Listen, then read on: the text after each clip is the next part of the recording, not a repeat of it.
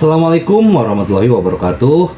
Salam sejahtera buat kita semua. Semoga kita semua dalam keadaan sehat jasmani dan rohani, tidak kekurangan satu apapun. Amin ya robbal alamin. Oke, Mimin akan melanjutkan cerita Liontin Giok Naganya. Bab 901-905.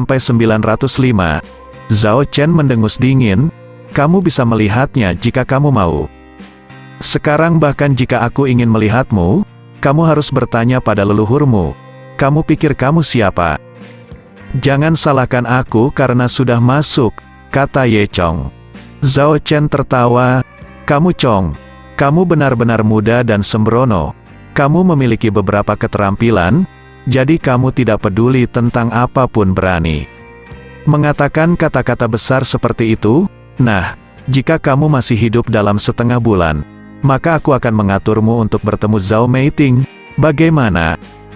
Setengah bulan kemudian, itu adalah hari ketika Ye Chong dan Yan Gaoshan punya janji. Nyatanya, ini juga rencana Zhao Chen untuk menunda serangan. Jika dikatakan bahwa Ye Chong benar-benar mengalahkan Yan Gaoshan, meski kemungkinannya sangat kecil, maka itu berarti kemampuan Ye Chong berada di luar angkasa. Bahkan nenek moyang keluarga Zhao takut pada Yan Gaoshan. Jika kemampuan Ye Chong lebih tinggi dari Yan Gaoshan, maka tidak mungkin keluarga Zhao menghentikan Ye Chong. Pada saat itu, bahkan patriark dari keluarga Zhao tidak akan menghentikan Ye Chong untuk bertemu dengan Zhao Meiting. Ye Chong mengangkat alisnya. Apakah kamu serius? Tentu saja, tetapi kamu sebaiknya hidup setengah bulan sebelum membicarakannya. Zhao Chen mencibir. Ye Chong mengangkat bahu. Oke, ini kesepakatan. Ye Chong menoleh ke Zhao Lubai lagi. Xiao Bai, itu, aku. Ye Chong menatap Zhao Lubai, ingin mengatakan sesuatu. Zhao Lubai mendengus, memalingkan muka, dan tidak mendengarkan Ye Chong sama sekali. Ye Chong menggosok hidungnya, tersenyum kecut, dan berkata dalam hatinya, ini bukan kesempatan untuk menjelaskan, jadi kita hanya bisa membicarakannya nanti.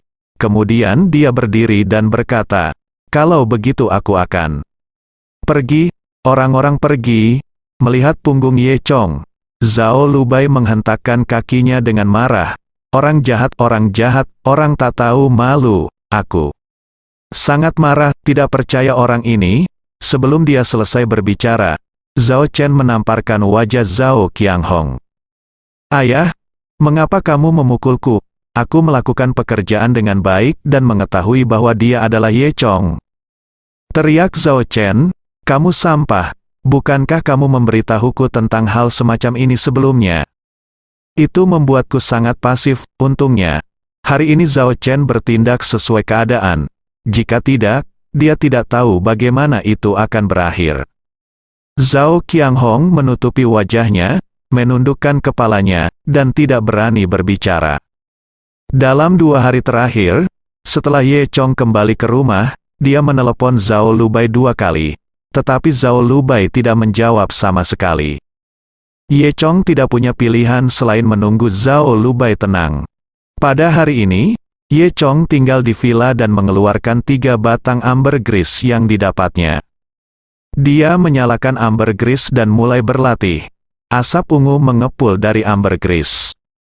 Asap sepertinya ditarik, dan perlahan mengalir ke tubuh Ye Chong.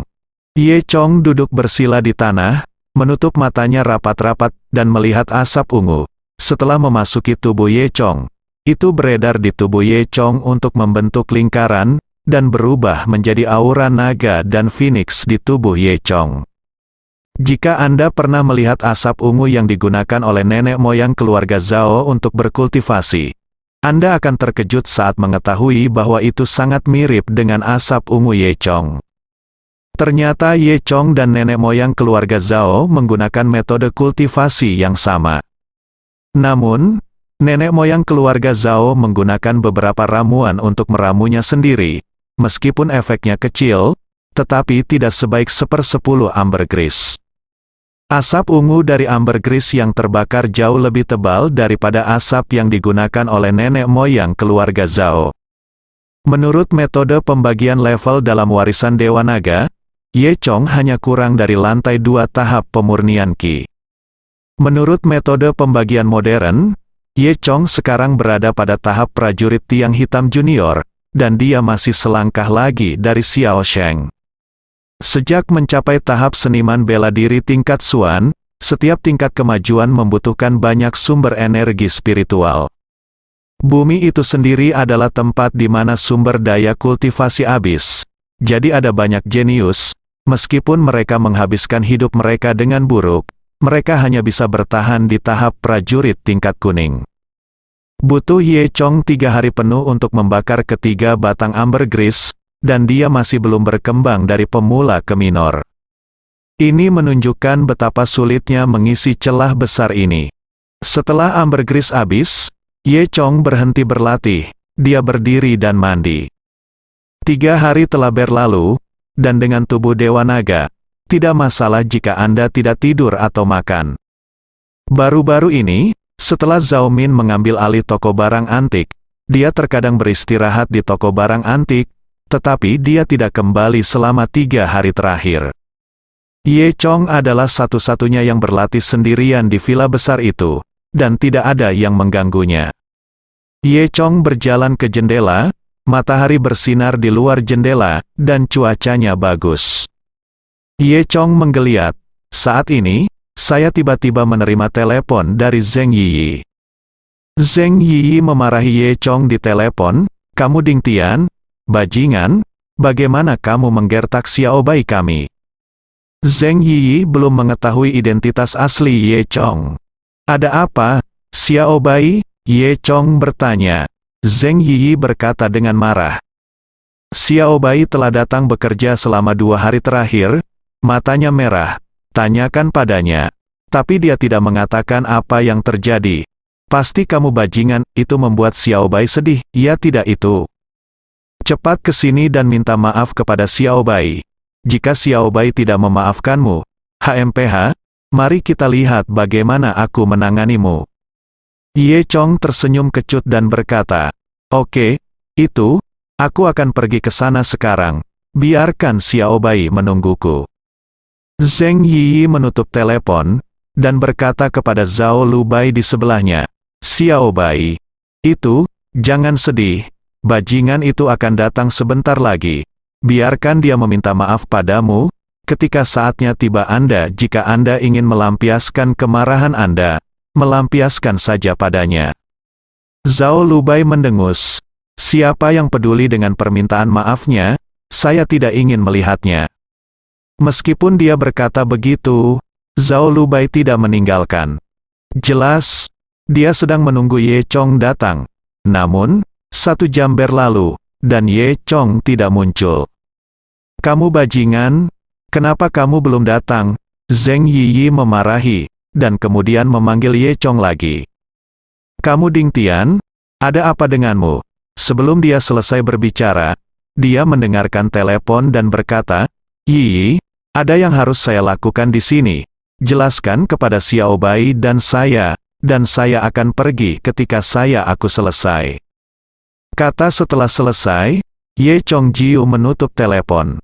Zheng Yiyi terkejut, dia ingin marah pada awalnya, tetapi mendengar nada suara Ye Chong, sepertinya ada sesuatu yang sangat mendesak.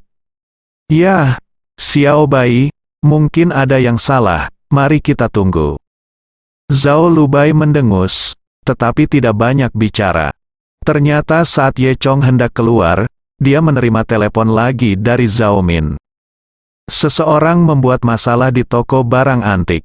Ye Chong bergegas ke toko barang antik terlebih dahulu. Suedu, Jalan Seni, pintu toko barang antik. Saat ini, seluruh toko barang antik telah diperbarui sepenuhnya. Pintu gerbang dicat ulang dengan warna merah, dan rambu serta jendela diganti dengan yang baru. Setelah Zhao Min mengambil alih, dia merekrut beberapa veteran di industri barang antik sebagai teman. Semuanya adalah orang-orang yang cakap. Hanya dalam beberapa hari, Zhao Min telah mengumpulkan beberapa barang bagus di dalamnya. Di sisi lain, batch pertama koleksi Lin Zhengyang telah dikirim. Ada lebih dari selusin barang antik, semuanya sangat indah, Di antaranya, yang paling berharga adalah sepotong batu giok ganda bermotif naga dari periode negara berperang. Dikatakan bahwa itu dipakai oleh seorang kaisar. Dengan barang-barang tersebut, toko barang antik dengan cepat memiliki banyak pelanggan. Zhao Min awalnya berdiskusi dengan keluarga Lin, dan hari ini mereka akan mengangkut kumpulan kedua barang antik yang tersisa dari rumah harta karun. Pagi-pagi sekali, Zhao Min sedang menunggu kedatangan keluarga Lin. Tanpa diduga, sebelum keluarga Lin tiba, dia menunggu orang lain. Mantan pemilik toko barang antik, Zhang Licheng. Zhang Licheng diusir dari toko barang antik oleh Ye Chong. Dia menyimpan dendam dan ingin balas dendam sejak lama. Kali ini, dia mengumpulkan sekelompok teman, dan ketika dia sudah siap, dia datang lagi ke toko barang antik. Begitu dia tiba di depan pintu toko barang antik, Zhang Licheng mulai berteriak. "Semuanya, datang dan lihatlah. Toko barang antik ini adalah toko yang berhati hitam. Bagaimana saya, Zhang Licheng, memiliki reputasi tertentu dalam barang antik dunia. Toko barang antik ini tokonya terlalu tak tahu malu, dan aku membukanya. Kamu tahu kenapa? Itu karena aku menemukannya di tokonya. Ada yang palsu. Saya tidak ingin menjual yang palsu. Tetapi bos baru ini memiliki hati nurani yang buruk. Dia akan melakukan apa saja untuk menghasilkan uang. Saya menghentikannya dari menjual barang palsu, dan kemudian memecat saya." Zhang Licheng ini adalah pandai berbicara omong kosong dengan mata terbuka, dan kemampuan aktingnya juga unggul. Setelah pidato yang emosional, banyak orang yang benar-benar mempercayainya. Apa, ada hal seperti itu? Segera, sekelompok orang berkumpul, menunjuk ke toko barang antik. Zhao Min buru-buru keluar untuk memeriksa. "Kamu siapa?" Zhao Min bertanya. Zhang Licheng melihat bahwa Ye Chong tidak ada di sana, tetapi seorang gadis muda dan cantik keluar sebagai gantinya. Matanya berbinar. "Siapa kamu?" "Saya adalah manajer toko barang antik ini." "Hehe, sepertinya kamu dan Ye Dingtian berada di kelompok yang sama. Mereka adalah sekelompok pedagang yang tidak bermoral." Zhang Licheng mencibir, "Kamu berbicara omong kosong." Zhao Min berkata, "Kami tidak pernah memiliki produk palsu di sini. Saya mantan manajer toko barang antik ini. Anda menyebut saya omong kosong. Saya paling berhak berbicara. Semua barang antik yang Anda jual adalah palsu. Siapapun yang membelinya akan tertipu. Setelah membelinya di rumah, Anda harus kencing darah karena kehilangan. Toko barang antik kami penuh dengan produk asli. Dari mana barang palsu itu berasal?" Bantah Zhao Min. "Hehe, saya secara khusus mengundang teman-teman saya ke sini hari ini. Mereka semua ahli di bidang apresiasi barang antik." Zhang Licheng tertawa, lalu memperkenalkan beberapa orang di belakangnya. "Ini Profesor Wang Lei Wang. Ini Guru Zhang Qizang, dan ini Tuan Lin Hao Jilin." Zhang Licheng membacakan nama beberapa orang lainnya, dan orang-orang di sekitarnya penuh dengan kekaguman. Setiap orang telah mendengar tentang beberapa orang ini, dan mereka relatif terkenal di kalangan antik, dan mereka dapat dianggap sebagai dewa yang hebat. Melihat reaksi semua orang, Zhang Licheng sangat bangga, dan berkata, "Hari ini, kami akan menembus tabir palsu toko barang antik Anda, dan memberitahu semua orang berapa banyak barang palsu yang Anda miliki di toko barang antik ini." Wajah Zhao Min berubah sedikit merah. Meskipun dia telah mengikuti pelelangan selama bertahun-tahun, dia tidak pernah menemukan hal seperti itu. Lagi pula, siapa yang berani membuat masalah seperti ini di lelang keluarga Zhao? Siapapun yang berani membuat masalah seperti ini mungkin akan dimusnahkan oleh keluarga Zhao sebelum mereka sempat mengucapkan 3 patah kata. Oleh karena itu, karena kehadiran pohon besar keluarga Zhao, pelelangan Zhao Min sebelumnya selalu lancar. Namun, menjalankan toko barang antik ini sekarang tidak ada hubungannya dengan keluarga Zhao. Tetapi ketika orang-orang seperti Zhang Licheng datang untuk membuat masalah, Zhao Min tidak punya pilihan selain tidak tahu bagaimana menghadapinya. Saat ini, Ye Chong sudah tiba. Ye Chong masuk dari kerumunan, dan ketika dia melihat Zhang Licheng, dia mengerti. Ternyata itu kamu. Aku berharap kamu datang dan membuat masalah. Aku tidak menyangka kamu bisa menanggungnya begitu lama. Kamu tidak terlalu bodoh. Zhang Licheng mencibir, menatap Ye Chong dengan ganas. Lihat, dengan suara yang hanya bisa didengar oleh mereka berdua, dia berbisik. Aku berkata, kamu tidak bisa membuka toko barang antik ini bersamaku di sini. Benarkah? Ye Chong mencibir. Lalu berjalan ke Zhao Min, bertanya, ada apa? Zhao Min menunjuk ke Zhang Licheng dan berkata, dia membawa beberapa orang ke sini, bersikeras bahwa toko barang antik kita semuanya palsu. Bukankah itu hanya omong kosong? Haha, omong kosong. Bagaimana jika tidak ada yang palsu? Dapatkah Anda mengusir saya? Teman-teman, saya selalu menjadi orang yang berintegritas, dan saya adalah seorang pengusaha sejati. Saya telah berbisnis selama bertahun-tahun, dan saya memiliki banyak pengalaman dalam jalan ini dan di dunia barang antik, reputasi yang bagus. Tidak akan melakukannya, hatiku hancur. Aku bersamamu. Jadi, aku diusir oleh pengusaha berhati hitam ini. Namun, meskipun dia mengusirku, aku masih ingin mengekspos kejelekannya wajah. Jangan biarkan semua orang tertipu. Dia mempercayai kata-kata Zhang Licheng, dan matanya merah ketika dia digerakkan. Semua orang menunjuk ke arah Ye Chong. Ye Chong mencibir, dan berkata dalam hatinya, orang Zhang ini benar-benar tahu bagaimana mengajukan keluhan terlebih dahulu. Zhang Licheng, kamu berbicara omong kosong dengan mata terbuka. Tetapi kamu tidak tersipu, kamu tidak mengerti mengapa kamu diusir. Tidak menunggu Zhang Licheng berdalih, beberapa lelaki tua yang awalnya berada di toko barang antik semuanya berbicara satu demi satu. Setelah Bos Ye mengambil alih toko barang antik, nama belakang Zhang segera menaikkan harga dan 2 kali lipat gaji. Bagaimana bisa ada alasan seperti itu? Itu benar, 200.000 yuan tidak buruk untuk manajer toko biasa. Kami telah memberikan 400.000 yuan di toko kami, dan Zhang tidak puas, tetapi dia menginginkan 800.000 yuan. Bagaimana mungkin? Itu sebabnya Bos Ye memecatnya. Iya, itulah kebenarannya.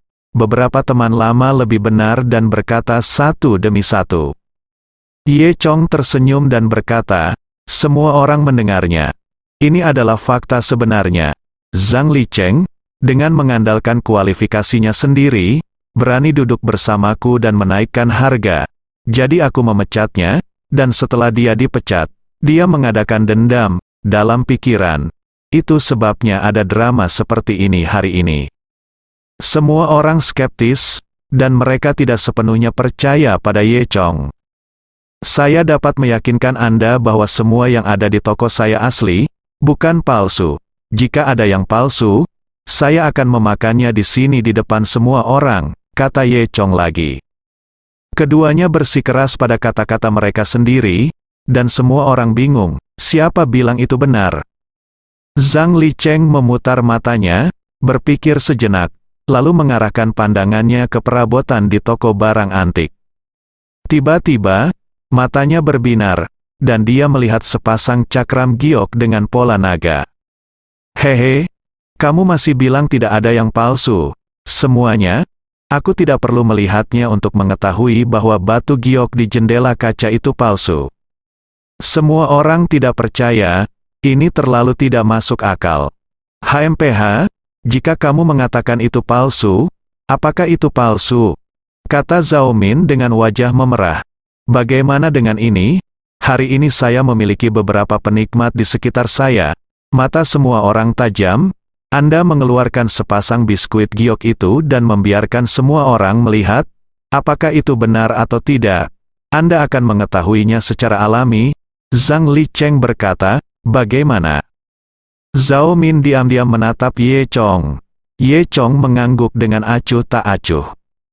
Jadi, Zhao Min mengirim 2 asisten untuk keluar dengan kotak kaca di tangan mereka. Keduanya meletakkan kotak kaca di depan semua orang, dan di dalam kotak itu ada sepasang cakram giok ganda berpola naga. Semua orang mendekat dan melihat lebih dekat pada sepasang lengan batu giok, yang memang dibuat dengan sangat halus. Selain itu, bahannya juga merupakan giok hetian kekaisaran yang sangat mahal. Pola naga di bagian atas bahkan lebih jelas terukir, bahkan bulu-bulu halus di alis pun terlihat jelas. Bahan seperti ini, pengerjaan seperti ini, karya seni yang sangat bagus, apakah itu palsu? Tetapi siapapun yang memiliki sedikit kemampuan apresiasi tidak akan mempercayainya. Hal yang sangat indah, bagaimana bisa palsu, yang palsu bisa sangat mahal, pasti sangat berharga. Hanya Zhang Licheng dan beberapa teman di sekitarnya yang memiliki pendapat berbeda. Oh, ini palsu, lihat warna batu giok ini, yang kuning sama sekali tidak murni. Mata naga ini juga agak bengkok. Beberapa orang berbicara satu sama lain satu persatu. Beberapa orang ini semuanya ahli dalam mengapresiasi barang antik, katanya palsu, tapi banyak orang yang mempercayainya.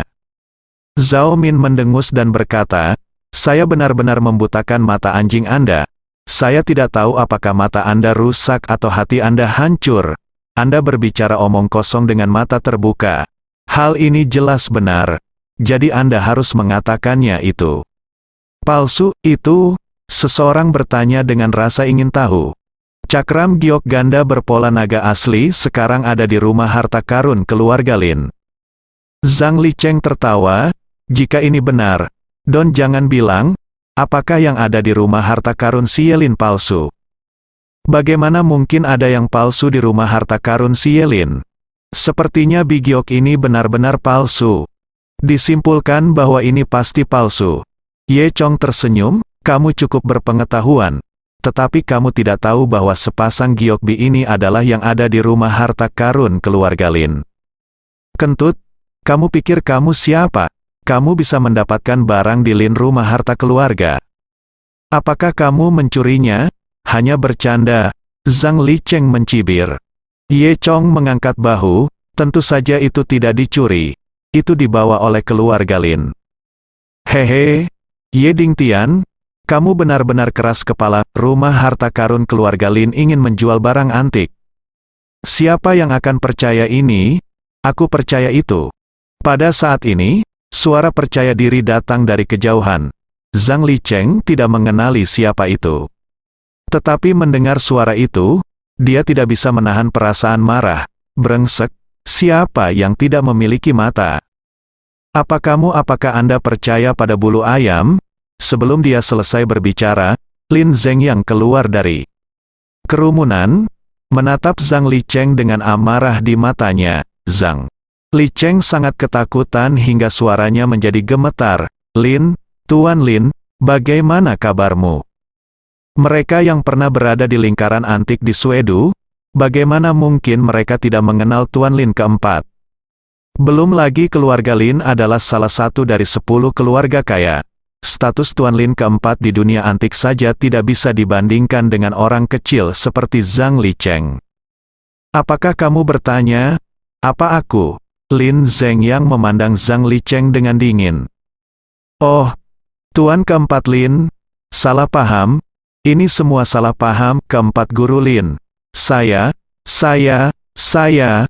berbicara omong kosong, kalian orang dewasa tidak ingat penjahat, jadi jangan seperti saya, Zhang Licheng berhenti dan meminta maaf, kemudian, Lin Zhengyang memandangi para penikmat di belakang Zhang Licheng.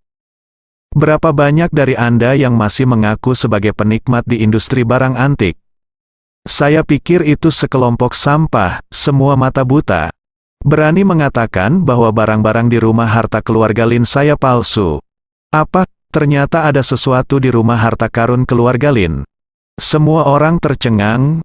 Tahukah Anda, rumah harta karun keluarga Lin adalah tempat suci yang dirindukan para pecinta barang antik ini. Semua orang ingin melihat-lihat rumah harta karun keluarga Lin. Dikatakan bahwa setiap item dalam harta karun itu rumah tak ternilai harganya. Jika mereka bisa mendapatkannya, mereka akan puas. Dan sekarang ada koleksi seperti itu, tepat di depan mata mereka. Mata semua orang berbinar, tidak heran sepasang bis giok ini terlihat sangat cantik. Ternyata itu adalah sesuatu dari rumah harta keluarga Lin. Meskipun, ini hanyalah produk tersingkir yang tidak diinginkan Lin Zhengyang. Tetapi bagi orang luar ini, itu masih merupakan harta yang tak ternilai. Saya akan membeli ini, dan saya akan menawarkan 50 juta. 80 juta untuk saya, semua orang sudah mulai menawar, Lin Zhengyang berkata kepada semua orang. Jangan khawatir, semuanya. Rumah harta keluarga Lin telah resmi bekerja sama dengan toko barang antik ini. Mulai sekarang, saya akan memindahkan beberapa barang dari rumah harta keluarga Lin dan menjualnya di toko barang antik ini. Kata-kata itu, seperti sambaran petir, langsung meledakkan seluruh antik street. Kerumunan mendidih. Apa, jadi kita memiliki kesempatan untuk membeli sesuatu dari rumah harta keluarga Lin? Lin Zhengyang tersenyum, Dr. Ye, jangan menertawakan saya. Zhao Min tersenyum dan berkata, ngomong-ngomong, Tuan keempat Lin, mengapa Anda datang sendiri? Barang datang ke sini, saya baik-baik saja. Jadi saya hanya mampir untuk melihat-lihat, saya tidak menyangka akan menemui kekacauan seperti itu. Saat berbicara, sebuah truk melaju masuk, dan itu dipenuhi dengan harta dari harta keluarga Lin. Rumah, koleksi dipindahkan. Saat semua orang melihat koleksi ini, mata mereka merah. Semua orang bersorak, dan segera, berita menyebar ke seluruh jalan. Dan segera ada banyak orang yang bergegas masuk. Wajah Zhang Licheng memerah, tidak ada yang percaya bahwa ada yang palsu di sini. Dia datang untuk membuat masalah, dan akhirnya mengacaukan banyak tas. Melihat bahwa dia tidak bisa mendapatkan keuntungan lagi, dia akan memanfaatkan kekacauan itu dan melarikan diri. Berhenti, apakah kamu disuruh pergi? Teriak Lin Zhengyang. Zhang Licheng dan yang lainnya berdiri di sana dengan wajah pahit, tidak berani bergerak. Wang Lei menunggu beberapa orang, dan dengan cepat berkata kepada Lin Zhengyang dengan hormat, Tuan Lin keempat, kami telah salah menilai Anda. Saya sangat menyesal, Tuan Lin keempat. Kami salah, maafkan kami. Lin Zhengyang mendengus, kamu. Teman-teman, ini bisa disalahpahami. Dan saya pikir mereka tidak memiliki keterampilan apapun. Jadi jangan merugikan orang lain atau diri Anda sendiri di masa depan. Saya pikir Anda harus pulang dan menjualnya. Lin Zhengyang mengusir orang-orang ini dari barang antik lingkaran dengan satu kata. Wang Lei dan yang lainnya menatap Zhang Licheng dengan wajah cemberut. Brengsek, ini semua salahmu, bajingan, kamu membiarkan kami datang untuk menghiburmu, dan kamu berbohong padaku. Sekarang semuanya sudah berakhir. Zhang Licheng juga marah. Bukankah aku memberimu uang? Apakah ini semua salahku? Kamu tidak punya apa-apa. Kerumunan itu kewalahan. Tidak ada yang peduli dengan Zhang Licheng dan yang lainnya. Perhatian semua orang tertuju pada barang antik dari rumah harta karun keluarga Lin. Semua orang bergegas ke barang antik seperti serigala lapar yang bergegas makan. Hati-hati, siapapun yang berani merusak isi di dalamnya, aku tidak akan membiarkannya. Teriak Lin Zhengyang dengan sedih. Zhao Min segera mengatur beberapa orang untuk menjaga ketertiban. Pada saat ini, Lin Xuewei keluar dari kerumunan. Hei, Xuewei, kenapa kamu di sini? Bukankah kamu bilang kamu tidak perlu datang ke sini? Kata Lin Zhengyang. Lin Xuewei tersipu. Ya, saya khawatir Anda datang sendiri. Ada begitu banyak barang antik, bagaimana jika Anda kehilangannya? Jadi saya datang ke sini. Lin Xuewei ragu-ragu. Lin Zhengyang terkekeh. Kenapa dia tidak tahu apa yang dipikirkan putrinya? Dia hanya ingin melihat Ye Chong. Benar saja. Lin Xuewei memandang Ye Chong dan sedikit tersenyum, dan berkata, Ye Dingtian, selamat, toko barang antik yang begitu besar. Sebelum dia selesai berbicara, Lin Xuewei melihat Zhao Min di sebelah Ye Chong. Zheng Jiajia pernah memberitahu Lin Xuewei bahwa ada seorang wanita cantik di sebelah Ye Chong. Lin Xuewei memandang Zhao Min, yang mirip dengan apa yang dijelaskan Zheng Jiajia sebelumnya. Dia tidak bisa menahan perasaan cemburu di hatinya, dan bertanya, "Ye Dingtian, siapa saudari cantik ini?" Zhao Min tersenyum sedikit dan berkata, "Saya adalah pemilik toko barang antik ini." "Ye Dingtian, saya mendengar Jiajia katakan, ini pacarmu, kan?" Lin Xuewei penuh dengan kecemburuan saat berbicara. Ye Chong tersenyum kecut, tidak tahu harus berkata apa. Saat berbicara, telepon Ye Chong berdering lagi. Setelah mengambilnya, adik laki-laki Zhou Yutong, Zhou Yuqi, menelepon. "Kakak ipar, di mana kamu? Cepat kembali, adikku sedang sekarat." "Ye sekarat?" Chong terkejut. "Apa?" "Dia cepat kembali." Ye Chong tidak banyak bertanya, dan buru-buru berkata, "Oke, aku akan kembali sekarang, tunggu aku." Setelah itu, Ye Chong tidak punya waktu untuk mengucapkan selamat tinggal kepada Zhao Min, Lin Xuewei dan yang lainnya, dan pergi, keluar dari kerumunan dan lari menuju villa.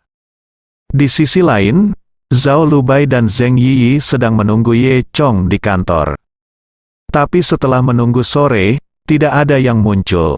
Zheng Yiyi menjadi tidak sabar dan menelepon Ye Chong lagi. Ye Chong bergegas kembali ke villa sekarang. Nadanya sangat cemas.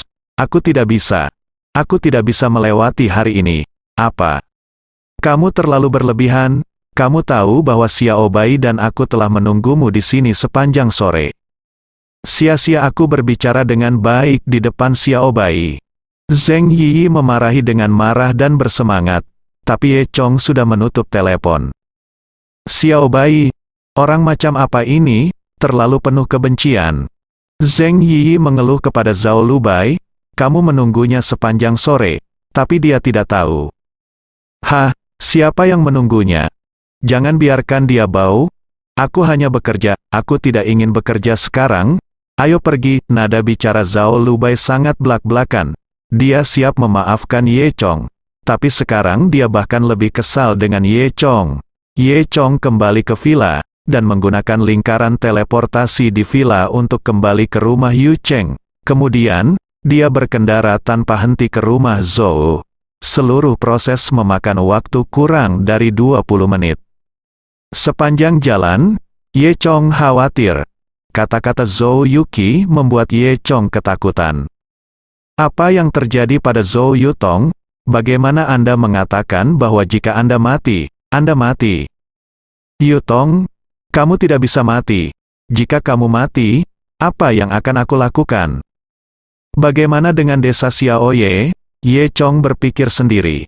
Dia tiba-tiba teringat semua hal yang dia miliki dengan Zhou Yutong di desa Xiaoye, dan beberapa kenangan manis itu. "Semakin aku memikirkannya, semakin aku sedih." Kekhawatiran menyebabkan kekacauan. Ye Chong bahkan bertanya-tanya apakah dia bisa menyembuhkan Zhou Yutong. Ye Chong bukanlah orang yang sentimental, tetapi ketika dia berpikir bahwa Zhou Yutong akan mati, dia merasa sangat sedih. "Berpikir bahwa ponsel saya hancur dan saya bahkan tidak memiliki gambar seni Zhou Yutong, saya semakin sedih." Ye Chong menginjak pedal gas yang sudah diinjak ke bawah, dan menginjaknya dengan keras lagi. Ketika dia tiba di gerbang rumah Zhou, Ye Chong bergegas masuk tanpa menyapa penjaga. Keluarga Zhou telah lama menganggap Ye Chong sebagai salah satu dari mereka, jadi mereka tidak menghentikannya sama sekali. Ketika Ye Chong bergegas ke kamar Zhou Yutong di lantai 2 villa Zhou dengan emosi yang rumit. Dia berhenti di pintu, lalu menarik napas dan mendorong pintu terbuka. Tetapi dia menemukan bahwa Zhou Yutong sedang duduk bersila di sofa, makan es krim sambil menyentuh kaki kecilnya, menatap TV, cekikikan dari waktu ke waktu. Ye Chong tercengang saat itu, dengan perasaan campur aduk di hatinya. Dan Zhou Yutong juga tertegun selama beberapa detik, lalu dia menggigit es krimnya, berpura-pura lemas, dan berkata, "Oh, Ye Chong, aku sekarat, aku kembali, biarkan aku menyelesaikan ini. Makan terakhir, es krim dan aku mungkin sedang dalam perjalanan. Ye Chong memandang Zhou Yutong tanpa berkata-kata, dan berkata pada dirinya sendiri, bisakah kamu berpura-pura menjadi sedikit kurang biasa? Pada saat ini, pintu di belakang Ye Chong terbuka, dan Zhou Yuqi menjulurkan kepalanya keluar dari dalam. Kakak, apa yang kamu lakukan? Membuat suara sekeras itu, dan membuat orang tidak tidur. Sebelum dia selesai berbicara, dia tiba-tiba melihat Ye Chong, yang terakhir menatapnya dengan senyum yang tak terlukiskan. Zhou Yuqi menelan ludahnya, menatap Zhou Yutong di dalam ruangan, dan segera sadar. Dia dengan cepat menarik kepalanya dan ingin menutup pintu. Sayangnya, langkahnya masih lambat. Saat dia menutup pintu, Ye Chong sudah bergegas masuk ke kamar. Bang, pintu Zhou Yuqi tertutup. Kemudian, saya hanya mendengar teriakan seperti membunuh babi dari kamar Zhou Yuqi. 5 menit kemudian, Ye Chong keluar dari kamar Zhou Yuqi, datang ke kamar Zhou Yutong, dan duduk di sebelah Zhou Yutong. Zhou Yutong mengintip melalui celah pintu, dan melihat Zhou Yuqi tergeletak di tanah, terengah-engah seperti anjing mati. Zhou Yutong mengenakan pakaian rumah berwarna merah muda hari ini, dengan rambut panjang tergerai, terlihat sedikit malas. Meski tanpa riasan, namun kulit putih alami, ditambah dengan mata besar yang lembut, tetap cantik. Ye Chong mendengus, katakan padaku, apa yang terjadi? Zhou Yutong menggigit es krim lagi. Ah, apakah mereka tidak mengkhawatirkanmu? Dasar bajingan, kamu tidak tahu apa artinya. Saya rasa saya tidak tahu. Anda telah memprovokasi orang besar di Suedo. Dikatakan bahwa dia adalah penari kuning besar, jauh lebih baik dari Anda. Jika Anda ingin membuat janji dengannya, Anda harus melakukannya. Zhou Yutong tidak tahu dari mana dia mendapatkan berita itu, dan dia tidak tahu tingkat pelatihan seni bela diri. Jadi dia mengira prajurit tingkat kuning adalah semacam penari kuning besar. Tapi setelah dipikir-pikir, Ye Chong sama sekali tidak terkejut. Lagi pula, satu-satunya keluarga besar di Yucheng yang bisa berhubungan dengan seni bela diri adalah lelaki tua Zhou Yunyi. Selain itu, Zhou Yunyi dan Yu Daye juga berteman setelah insiden Qian Yuan Tengying. Oleh karena itu, tidak mengherankan jika keluarga Zhou mengetahui hal-hal tersebut. Setelah Zhou Yutong mengetahui hal ini, dia tahu bahwa tidak mungkin membujuk Ye Chong untuk kembali berlindung. Hanya dengan berpura-pura sakit, pertama bujuk Ye Chong kembali, lalu jangan biarkan dia pergi, biarkan dia bersembunyi di rumahnya sendiri. Itu sebabnya Zhou Yutong meminta Zhou Yuqi untuk memanggil Ye Chong. Nyatanya, Yu Daye juga ikut serta dalam rencana Zhou Yutong, atau itu adalah ide buruk Yu Daye. Ye Chong tersenyum dan berkata, Yutong, jangan khawatir, penari besar itu bernama Yan Gaoshan, dia sama sekali bukan tandinganku. Benarkah? Apa kau yakin bisa mengalahkannya? Tanya Zhou Yutong. Ye Chong menyentuh hidungnya, hampir sama. Sebenarnya, Ye Chong tidak yakin sekarang, karena dia tidak tahu level apa Yan Gaoshan ini. Dunia luar telah mewariskannya seperti dewa. Tetapi Ye Chong memiliki ilusi bahwa Yan Gaoshan ini mirip dengan dirinya sendiri, dan dia juga seorang prajurit tingkat hitam. Kalau tidak, mengapa itu menyebar begitu jahat? Zhou Yutong mendengus dan berkata, jangan bohong padaku, segera setelah Anda menyentuh hidung Anda, saya tahu Anda berbohong. Anda tidak yakin sama sekali, bukan? Saya tidak berpikir Anda harus pergi, karena Anda di sini, bahkan tidak berpikir untuk pergi. Berbicara, Zhou Yutong melangkah maju dan memeluk lengan Ye Chong dengan keras, tidak membiarkannya bergerak. Ye Chong segera merasakan tubuh elastis menempel di tubuhnya. Nafas harum di rambut Zhou Yutong adalah semua itu melayang ke hidungnya. Ye Chong tergerak tanpa sadar, dan berkata sambil tersenyum, Yutong, apakah kamu terus memelukku seperti ini? HMPH, jika kamu ingin pergi, aku akan tetap memelukmu, bagaimana? Zhou Yutong berkata dengan genit. Ye Chong sedikit tersenyum. Yutong, jangan khawatir, aku benar-benar bisa mengalahkannya. Saya tidak percaya, mengapa Anda mengatakan itu? Aku punya alasan. Ucapan ini sangat meyakinkan Zhou Yutong. Dia menatap Ye Chong, ini bukan pertama kalinya Ye Chong mengatakan ini, dan setiap kali dia melakukan apa yang tampaknya mustahil. Jadi, Ye Chong berkata, itu memang akan memberi Zhou Yutong perasaan keamanan. Zhou Yutong percaya bahwa Ye Chong dapat melakukan apa yang dia katakan, tetapi Zhou Yutong tetap tidak ingin melepaskan Ye Chong. Ye Chong menyeringai, tapi setelah mengatakan itu, ada cara untuk meningkatkan kekuatanku dengan cepat, yang membuatku lebih percaya diri. Bagaimana? Zhou Yutong menatap Ye Chong dengan ekspresi bingung. Chong berkata dengan wajah merah dan berkata sambil tersenyum, Yutong, apakah kamu ingat saat kita melakukan itu beberapa kali yang lalu? Sebenarnya, aku tidak pernah memberitahumu bahwa kamu memiliki fisik yang istimewa. Setelah itu, kekuatanku akan meningkat pesat. Wajah Zhou Yutong tiba-tiba memerah. Kamu benar-benar tidak tahu malu. Ye Chong terkikik. Apa yang aku katakan itu benar, aku tidak berbohong padamu. Potong, benarkah? Zhou Yutong cemberut, mengangkat wajahnya sedikit, dan mendekati wajah Ye Chong. Dia menatap mata Ye Chong, dan menatap Ye Chong dengan genit. Lalu bagaimana menurutmu? Hati Ye Chong langsung dicintai oleh bibir lembut Zhou Yutong. Dia tidak bisa membantu memeluk tubuh Zhou Yutong. Zhou Yutong berkata dengan ragu-ragu, baiklah, pintunya belum ditutup, saya akan menutupnya, tunggu sebentar. Kemana Ye Chong melepaskannya, dan terus memegangi Zhou Yutong dengan erat. Zhou Yutong berjuang 2 kali pada awalnya, tetapi Ye Chong memeluknya terlalu erat, dan akhirnya menyerah. Dan pemandangan ini semua dilihat oleh Zhou Yuqi, yang sedang berbaring di tanah, melalui celah pintu. Kebencian di hati Zhou Yuqi. Dia baru saja membantu ketika kakakku berpura-pura sakit, tetapi dia dipukuli dengan sangat parah pada akhirnya, dan bajingan Ye Chong memukuli dirinya sendiri, dan pergi melakukan hal semacam itu dengan saudara perempuannya lagi. Ini sangat menyebalkan. Ketika Zhou Yuqi ingin menonton, Ye Chong melambaikan tangannya, dan pintu kamar Zhou Yutong ditutup dengan keras. 1 jam kemudian, Ye Chong dan Zhou Yutong keluar dari ruangan. Keduanya segar.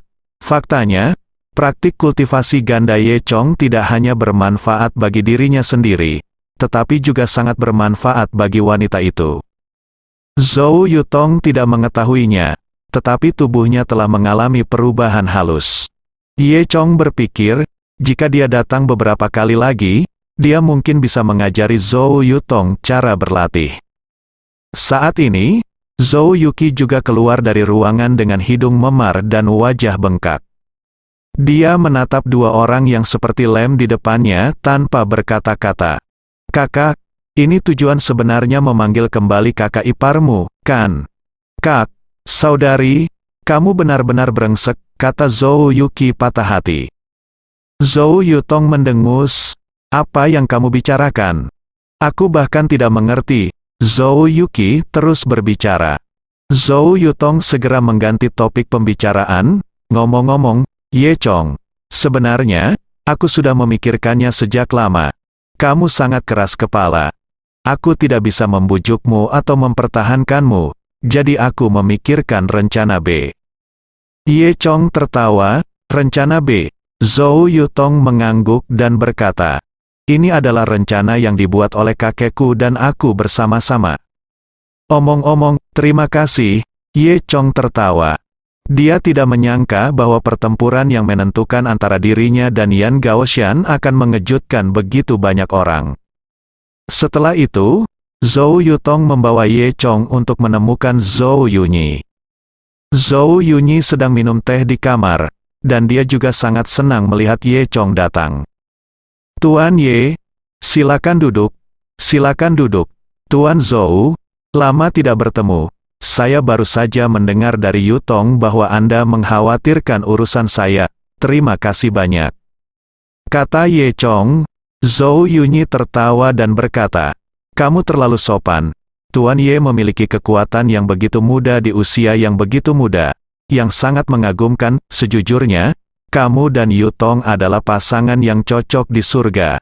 Kamu sebenarnya bersama, dalam hatiku, aku sudah lama menganggapmu sebagai menantu keluarga Zhou. Zhou Yutong menundukkan kepalanya dan tersipu. Keluarga saya memiliki sesuatu untuk dilakukan. Tentu saja saya harus membantu. Zhou Yunyi tersenyum. Tuan Ye, saya juga tahu bahwa karakter Anda tidak terkendali dan mencintai kebebasan sepanjang hidup Anda. Tidak mungkin membujuk Anda untuk menghindari tepi untuk sementara. Namun, Tuan, Anda juga harus jelas. Saya mengirim seseorang untuk menanyakan tentang orang bernama Yan Gaoshan ini sebelumnya. Dia adalah kepala sekte Ben Lei. 30 tahun yang lalu di Suedu. Dia adalah karakter yang mendominasi. Dia memiliki kekuatan yang sama dengan keluarga Zhao. Pertarungan. 30 tahun yang lalu, Yan Gaoshan sudah menjadi seniman bela diri tingkat Huang. Dan 30 tahun telah berlalu. Dan ada desas-desus bahwa dia telah menjadi prajurit tingkat yang lebih tinggi. Dia sudah menjadi tokoh mitos. Jadi Tuan Ye, peluangmu untuk memenangkan pertempuran ini tidak besar. Ye Chong sedikit tersenyum, tetapi tidak mengatakan apa-apa. Zhou Yunyi melanjutkan, Tuan Ye, saya tahu Anda adalah orang yang tampan. Jadi Anda tidak perlu mundur dalam masalah ini. Seseorang akan menengahi Anda saat itu. Anda bisa mengikuti arus dan turun dari keledai dengan meminjam lereng. Ye Chong, untuk masalah ini, kakek mengeluarkan wajah lamanya dan pergi mencari teman lama yang dia temui bertahun-tahun yang lalu. Kamu tidak boleh mengecewakan usaha keras kakek. Zhou, kata Yutong, saat berbicara, seorang pembantu rumah tangga tiba-tiba datang untuk melaporkan, Tuan, Kapten Zhou dari Feng Shenbing ada di sini. Tolong, kata Zhou Yunyi. Ketika Ye Chong adalah seorang prajurit, dia pernah mendengar tentang prajurit Feng Shen ini. Ini adalah kelompok tentara bayaran paling terkenal di Tiongkok, dan telah menyelesaikan banyak tugas sulit. Dikatakan bahwa kelompok tentara bayaran ini sangat kuat, bahkan lebih kuat dari tim tempur biasa di beberapa teater. Dan terorganisir dan disiplin, organisasi semacam itu memiliki posisi yang sangat penting di arena. Oleh karena itu, Feng Shenbing sangat terkenal di Tiongkok, dan Kapten Feng Shenbing, Zhou Dong, adalah karakter yang kejam. Sangat sulit bagi orang biasa untuk meminta tentara Dewa Dongfeng untuk melakukan tugas, apalagi meminta Dongzhu berbeda. Namun, meskipun Feng Shenbing kuat, ia tidak melakukan hal-hal yang teduh itu, dan dapat dianggap sebagai organisasi yang sangat lurus. Oleh karena itu, pemerintah diam-diam membiarkan keberadaan mereka dan tidak menghilangkannya. Ye Chong tidak menyangka Zhou Yunyi mengundang Zhou Dongtong ke sini, sungguh aneh. Sambil berpikir, 4 seorang pria paruh baya di usia remaja masuk. Dia kekar, dengan punggung dan pinggang yang tebal, wajah dengan karakter Cina, wajah serius, alis tebal berkerut, mengenakan jas, tetapi dia tidak bisa menyembunyikan ototnya. Dia berjalan dengan sangat bersemangat, dan berjalan ke dalam rumah dalam 2 atau 3 langkah. Itu adalah pemimpin tentara Feng Shen, Zhou Bu, paman kedua. Zhou Yutong memanggil ketika dia melihat seseorang datang. Zhou Butong mengangguk pada Zhou Yutong, tanpa ekspresi. Kemudian, dia memandang Zhou Yunyi. Minggu ini, dia adalah kerabat jauh dari keluarga Zhou. Menurut senioritasnya, dia harus memanggil Zhou Yunyi sebagai tuan ketiga. Pada hari kerja, kedua belah pihak pada dasarnya tidak memiliki kontak, tetapi bagaimanapun juga ada hubungan darah. Jadi kali ini, Zhou Yunyi berani mengundang Zhou Tong. Tuan ketiga, Zhou Budong memanggil sedikit. Ini berbeda, hebat, kamu di sini, kata Zhou Yunyi dengan gembira. Zhou Budong juga terus terang, dan berkata, Tuan ketiga, mari langsung ke intinya. Beberapa hari yang lalu, Anda mengatakan bahwa Anda menemukan dokter ajaib yang dapat membantu saya menyembuhkan penyakit saya. Harganya adalah saya perlu meminta tolong, nikmat. Hei, ini berbeda. Apakah kamu tahu siapa yang harus meminta bantuan? Apakah kamu kenal Yan Gaoshan? Zhou Yunyi berkata sambil tersenyum. Zhou Budong sedikit terkejut. Yan Gaoshan, kepala Ben Leimen. Dia orang yang kuat? Bagaimana? Berbeda? Apakah kamu berani pergi? Tanya Zhou Yunyi. Zhou berbeda tersenyum, tidak masalah. Saya bisa mencobanya. Tetapi di mana dokter ajaib yang Anda sebutkan? Zhou Yunyi terkekeh, dan menunjuk ke arah Ye Chong. Itu dia. Wajah Zhou menjadi gelap. Lelucon jiba macam apa? Tuan ketiga, saya menghormati Anda sebagai sesepuh. Itu sebabnya saya mempercayai Anda. Anda benar-benar melakukan trik semacam ini hanya untuk mengelabui saya. Apakah Anda bercanda dengan mencari anak nakal untuk berpura-pura menjadi dokter jenius? Bersambung.